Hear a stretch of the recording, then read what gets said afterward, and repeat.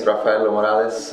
I am the founder and music director of Fidelio Orchestra, a London-based music ensemble.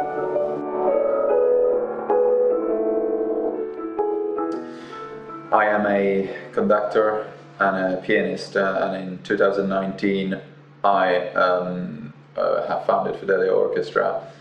That is an orchestra that comes with a cafe, space that brings classical music in the middle of London's buzzy professional life.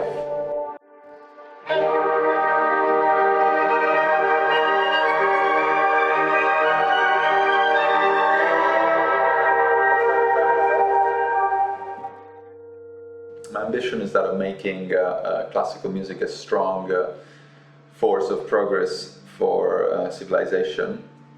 With Fidelio Orchestra, we propose a very unconventional and, we think, captivating approach to classical music, to the classical music practice, if you want. We run a chamber music series, inviting professional musicians to embed their creativity in informal and atmospheric space, and we put on an orchestral series that aims at bringing barriers down between performers and audience. I studied piano composition in Italy in my youth and got a diploma in piano performance when I was 22. I took up conducting much later, following deep doubts about whether being a concert pianist was the right career for me at that stage of my life. I studied physics and got a PhD in mathematics after that. Following this academic experience, I've been working for an investment bank for close to 5 years here in London. And then went back to music full-time about a year ago, a little over a year ago.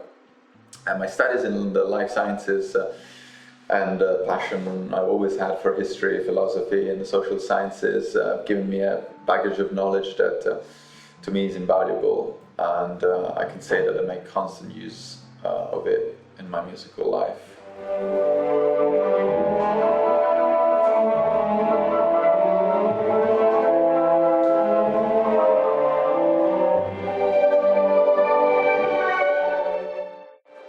Conducting is a very complex discipline, and also I would say not a very intuitive one.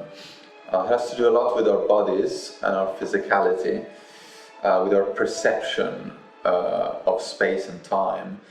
It requires a very firm control over ourselves and confidence in our capability of expressing something without the use of language. A lot of people normally look puzzled at this funny-looking individuals waving arms and fidgeting in seemingly inconsistent fashion in front of an orchestra. The performance is clearly only the final step of a journey that begins in a cramped space of our study rooms or under the summer blue sky in a park, where the music is first encountered and dealt with ourselves on our own. Thinking and imaginations are fundamental ingredients that never leave us conductors along this journey. There can be different ways of approaching a piece. First encounter. One way, of course, is that of listening to it many times before even looking at the score is normally my practice. So I listen to the piece many times and I always challenge myself to guessing the tempi, guessing the dynamics markings, changes in rhythms, by the way I hear these phrases coming out, and the ratios, imagining what the score says here and there. And that's my, if you want, the first approach to a musical piece. So listening to a performance and trying to understand, okay, what is the score saying? what can I interpret?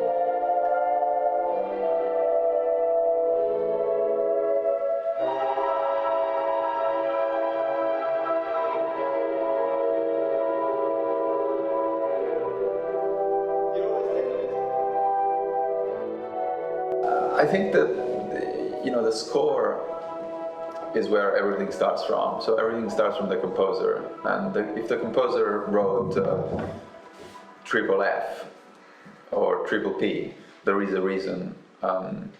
So we might feel as a personal, taste is involved, and as our individuality as interpreter is, oftentimes very egotistical. We may perceive music in a certain way, in a certain point, but we need to understand what our choices entail. So in a way, I think everything starts from the score. Bar 202. Yeah. Like we do three different bowlings strings. Can we decide? Between the three of you? With the cellos. Sure. Which bar? 202 onwards. Then we have the grace notes. Yeah. Cellos and us, we all do it. No. Well, not here at least. So, how would you do it? One technique that I find very helpful and very instructive for myself in order to get to grasp with a piece is that of looking at superstructures in musical phrases, segmenting every piece into groups of related bars and adjacent moments based on certain key elements like dynamics or rhythm metrics. So, for example, in this third movement of Beethoven's Seventh Symphony, we have a dynamic marking of forte, tempo marking of 3/4 and presto, and we hear this. Of course, this tune, papira papira papapapapapapapapapim papapapapapapapapim. A way of looking at this is to try and understand, okay, how is this phrase organized? Is this just every bar is important? Is there somewhere where we're going that therefore we should try and make clear? So, for example, to me, even though the beat is clearly by the bar, there is a way of grouping these bars in a way that a certain superstructure emerges, so that you have the first two bars that go together. So yaram papiram, it's 2 bars, and then you got 4 bars of pa pa papira papara papam, these 4 bars together, and then repeated para papira papara papam, and other 4 bars together. So looking at this kind of structures, and I mean this was just an example, but there's many throughout this work and any other work that we work on. Looking at this superstructure is something that makes me understand and makes me think about what this music is really telling us. But I would say that, there's no real rules or guidelines. So to me, the most important thing whenever I make music is aiming at saying something meaningful. That is always my bottom line.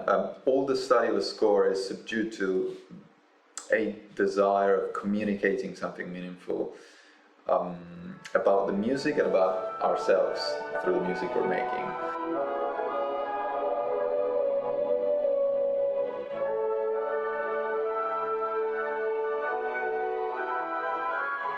But the greatest compositions, in my view, are in fact those that can make us entirely immersed in that world. These are the works that possess us as much as we possess them. I know there are people that great interpreters who rather aim at detaching themselves as much as possible from the music, to purely convey this composer's vision, the real composer's vision, without affecting it in any way. I rather believe that the greatness of music over many other forms of art is precisely that it allows us performers to convey the performer's vision while still being ourselves.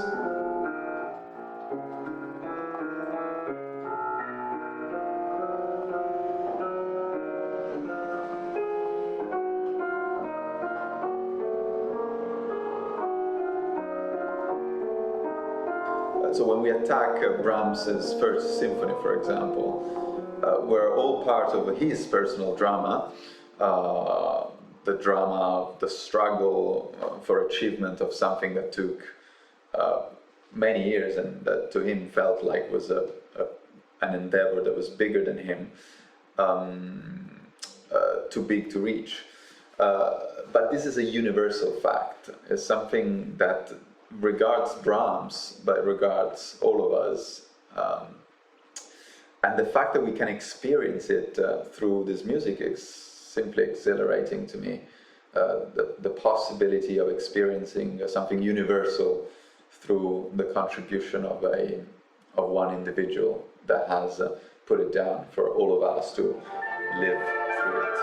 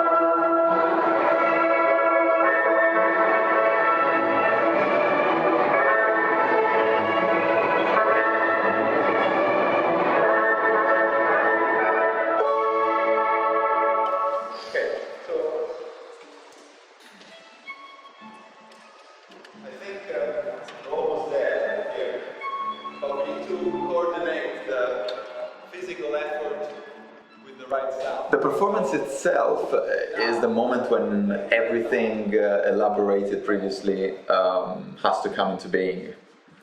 It's what gets closer to the art itself. In a way, it represents the moment of truth. Even when performances detach very much from the scores, it's still truth we're talking about, because it's the moment when we are realizing ourselves. The conductor is the one who embraces all these musicians, all these breathing human beings, and takes them onto the last step of this journey. A journey that, of course, has been carefully planned up to that point, up to the performance time. The performance itself is a time when the conductor needs both to be diligent and to take risk at the same time. Be diligent because everything not carefully executed can ruin the performance, of course. But also take risk because everything that has been planned and rehearsed up to that point never includes the adrenaline component that a concert brings to us. So the performance, to me, is a moment of great personal growth. It's a moment of learning. It's a moment when we learn a lot about ourselves and through the interaction with others. Post-performance, I tend to gather ideas and emotions about what was special and what wasn't. And it's not always the same elements that make me satisfied or not satisfied. There are certain performances where I feel like dynamics, for example, was a big thing. Contrasts, other performances when I rather feel like silences were particularly interesting, or quiet moments. The general gist to me is always trying to say something meaningful, always trying to say something that talks about the music as well as of ourselves.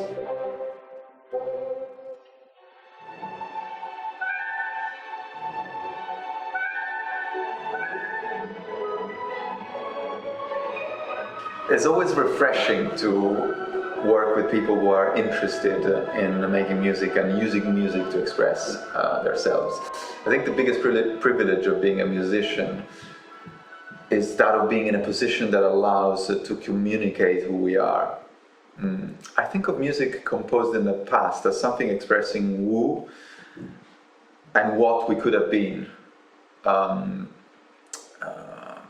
if we lived in those times when that music was composed. New music is a more direct expression of who we are nowadays instead, and as such should be easier to comprehend in a way because it's closer to our time. So as a child of our time.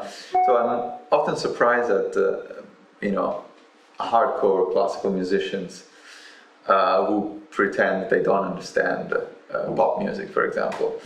I think they rather understand it all too well, but are somehow ashamed of it being the product of our time, as if there was some, deep feeling of shame about look at what we're producing nowadays and what we used to produce in the past. But as interpreters, we don't live in the past; we live in the present, right? And as such, we need to be able to communicate the past to the future. So understanding the present is therefore like is a key to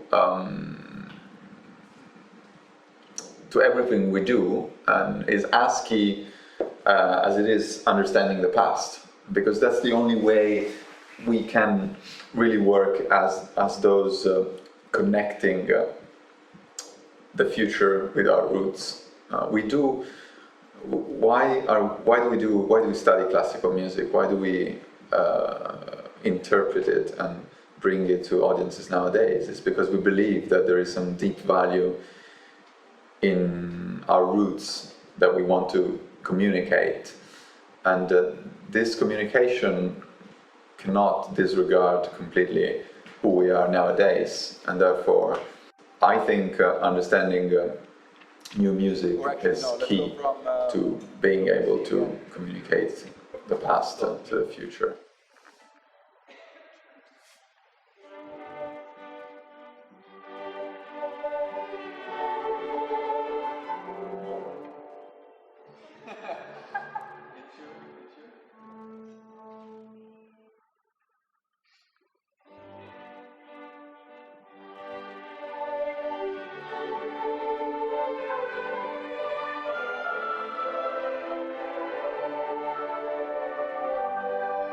Where do I see music going? I think music has a long way to go, although it is a responsibility of young people to preserve it and to make it enjoyable and approachable for the future.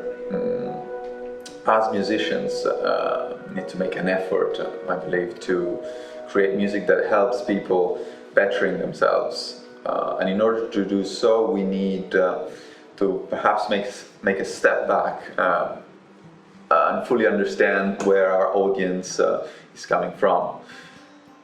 Stravinsky famously used to say that the real freedom of the artist consists in the possibility to move within a narrow frame of boundaries. And here I'm quoting him, whatever diminishes constraint diminishes strength.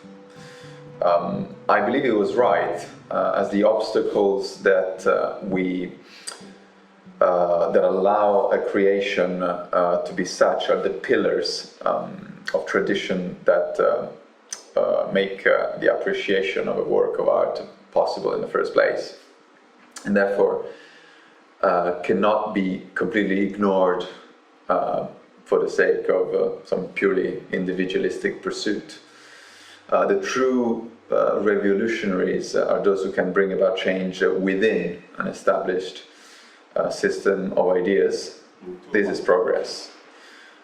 This is why I believe that the classical repertoire is so important for us, because it allows us to be revolutionary, to be progressive.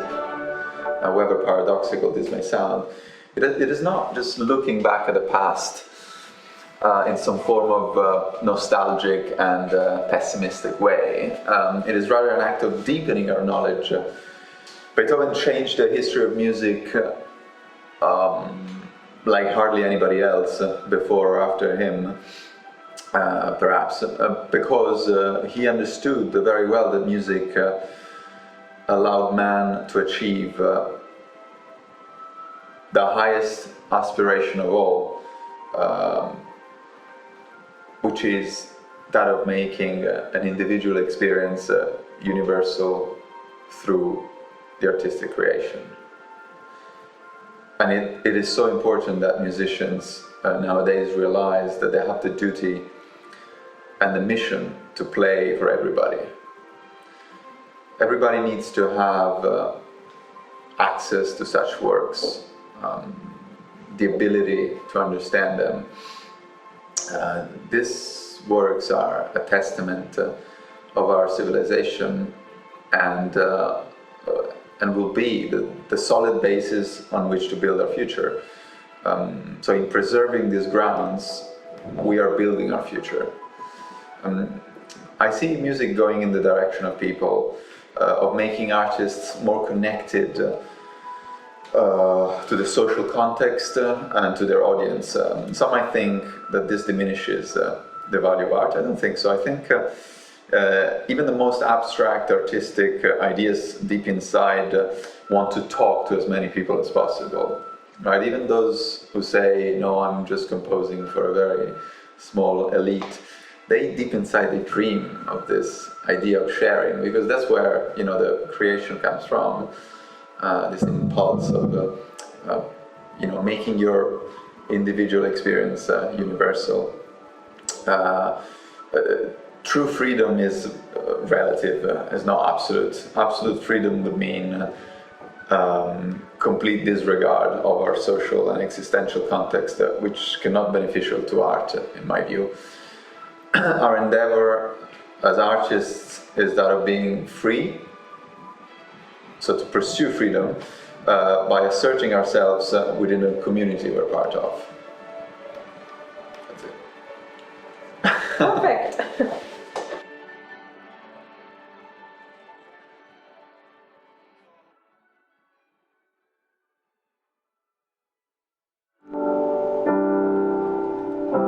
Who writes such a beautiful accompaniment?